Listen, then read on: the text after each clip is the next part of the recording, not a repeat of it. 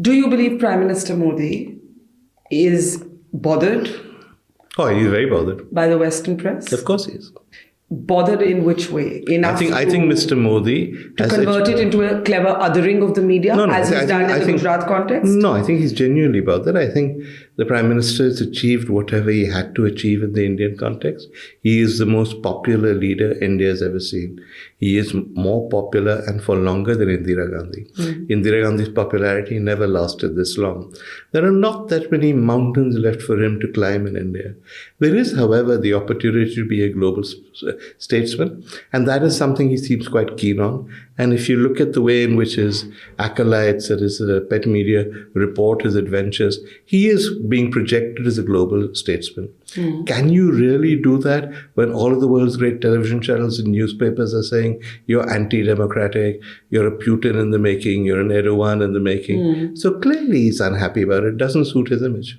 It suits his politics, I would say, on home turf. It sort of reinforces his nationalist credentials. Look at Foreign Minister Jaishankar. Even those who don't vote for the BJP, I have seen people sort of go 3 cheers for Jaishankar when he calls out Western hypocrisy. There is domestic appetite for that. But can you tell me somebody who was not going to vote for Modi, who was voting for him because he did a raid on the BBC? It doesn't make any difference. It's good stuff for you and I to discuss. But in terms of voting attentions, in terms of movement on the ground politically, it makes no difference. Okay, so let's push your argument a bit further. If Mr. Modi was that bothered by how the world's media, or at least the Western world's media, was perceiving him, he would ensure changes. He would ensure changes. For example, why would you give someone a chance to say the BJP has no Muslims in parliament? Just a simple thing. They could change that easily. I think he will change it. I think the outreach to Christians is an attempt on because they believe that these chaps are Christians, these Western media people, so they'll care more about Christians. This is a fairly primitive level. But at least the beginning of that has happened. They've tried the stick. It hasn't worked.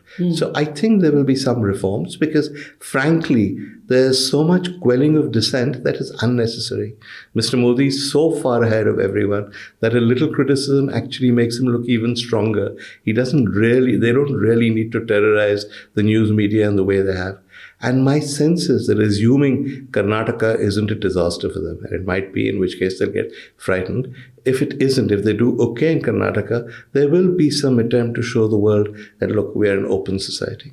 When you look back at that moment, which, it may be a political detail, but one remembers it well, when Sonia Gandhi uses a sort of technicality and against Jaya Bachchan in Parliament. That was how the story played out. And everybody said, this goes back, this is vendetta, this goes back to, old grouses. Did you see it like that? No, I don't think so. I don't think, from what little I've seen of Mrs. Gandhi, I don't think she's particularly obsessed with Jaya Bachchan. And if you remember, we were talking about the Office of Profit issue, when they turned it around on her. And she had to then contest. No, she didn't have to, because Manmohan Singh said, I will pass an ordinance and I'll make sure you don't have to. And that's what the media were told, if you remember. And I told you she would, if you remember that. I do remember. That she would never do it. She would much rather resign. She resigned, fought another election. So why do you think that entire issue erupted at all? I don't know. I don't know the genesis of the issue. But I mean, given the way she behaved afterwards, etc., I doubt very much if it was something as petty as wanting to get Jaya. That's not her style. No? No. In all the things she's done, it's very hard to find any kind of vindictiveness. So look at Sharad Pawar, who said the most terrible things about her. And when they had to form the UPA, she went to him. But that could be pragmatic. Yeah, but throughout the time in office, people said she will take him back and will humiliate him. She continued to be very respectful of him. How do you find Rahul Gandhi different from Sonia Gandhi? Only in the sense that I really don't know Rahul Gandhi. I think he's different from Sonia Gandhi in that he's a talker and he's not a listener. If you go to meet Sonia Gandhi, and unless you find her in a good mood and she opens up, she's very content to listen to people, to get various people from all around to give her opinions. And then she makes up her mind based on all that. From what little I've seen of Rahul Gandhi, he's not that keen to meet people from all points of view. And when he does meet people with a point of view, he lectures them. Has that happened to you? Happened to everyone. No, but has it happened to you? No, I'm not in politics. What did he lecture you I'm not in politics, so he didn't have to lecture me. What did he lecture you on? No, I'm not in politics. He hasn't lectured me, but I've heard enough people from politics telling me that when they go to see him, it's hard to get a word in edgewise because he just talks like he has all the answers, which is the opposite of Sonia Gandhi. It is not my case that he's wrong or that Sonia is right, but they're just very different that way. He's different from his father that way too, because his father wouldn't lecture people. No? No. If there's one way in which politics has changed, yeah, what is that? Hard to say. I think the media have changed a lot. I think there's a difference in the way in which the relationship between the media and politics has developed.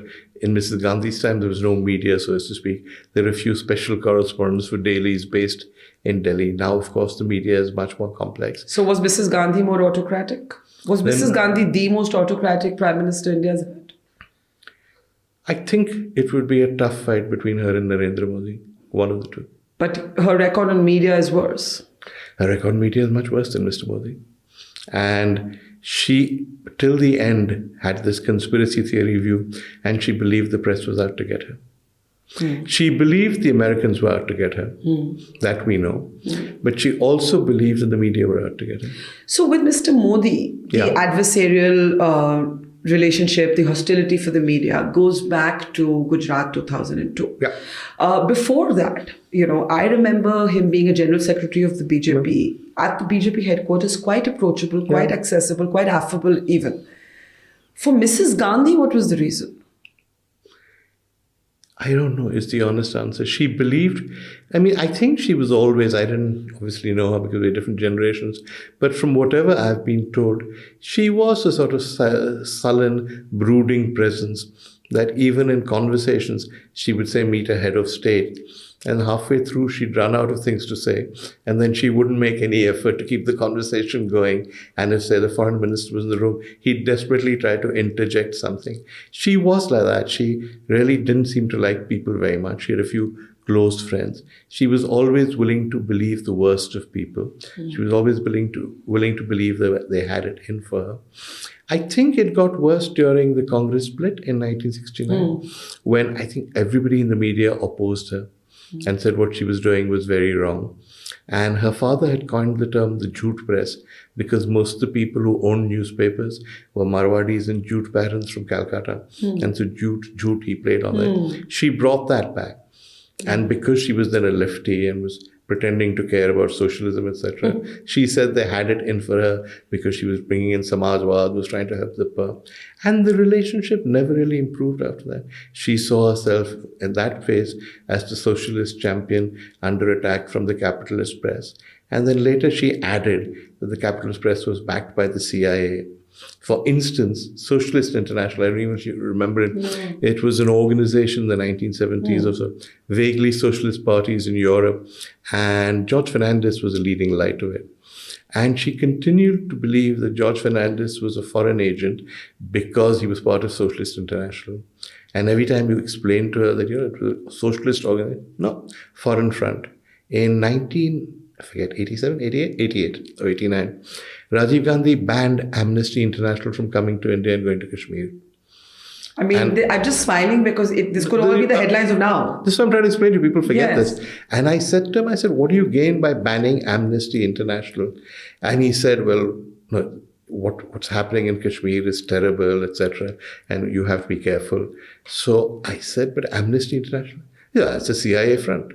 So I'm saying, how is Amnesty International a CIA front? He said, you're very naive. Amnesty International was set up by the West to complain about human rights abuses in the Soviet bloc.